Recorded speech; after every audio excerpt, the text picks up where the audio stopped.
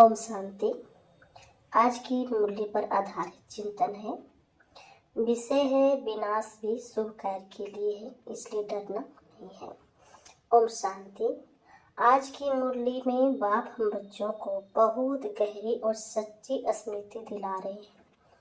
बाबा कहते हैं यह विनाश भी शुभ कार्य के लिए है, इसलिए डरना नहीं है।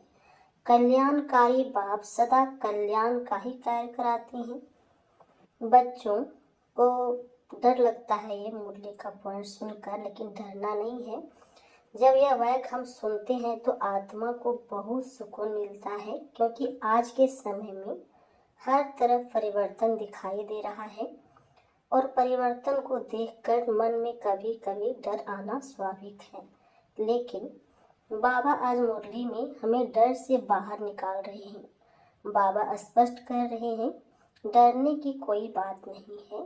विनाश कोई अचानक होने वाली घटना नहीं है, यह एक पूर्व नियोजित कल्याणकारी प्रक्रिया है जिसके पीछे स्वयं परमात्मा की योजना है। बाबा कल्याणकारी है और कल्याणकारी बाप कभी भी बच्चों के लिए अशुभ नहीं कर सकते।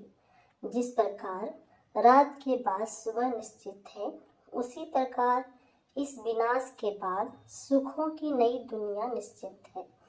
आज की मुरली हमें यह भी सिखा रही है कि जो आत्मा इस समय डर में जीती है वह दृश्य को देखती है, और जो आत्मा खुशी में रहती है वह बाप की स्मृति में रहती है।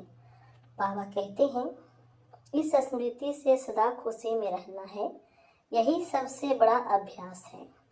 परिस्थितियां बदले या ना बदले, लेकिन हमारी स्थिति खुशी और निश्चिंता की हो। बच्चों, विनाश का अर्थ कुछ खो देना नहीं है। विनाश का अर्थ है दुखों से मुक्ति। दुख का कारण क्या है? अज्ञान, अहंकार और देह अभिमान है, और बाबा इस विनाश के माध्यम से इन सब का अंत कर रहे हैं। आज की मुरली हमें बहुत सुंदर संकल्प देती है। जो हो रहा है वह मेरे और सारी दुनिया के कल्याण के लिए हो रहा है। जब यह संकल्प मन में बैठ जाता है तो चिंता स्वतः समाप्त हो जाती है। इसलिए बाबा कहते हैं डर नहीं, विश्वास रखो, घबराहट नहीं, स्मृति में रहो। बच्चों, इस समय सबसे बड़ा योग है कल्याणकारी बाप की याद।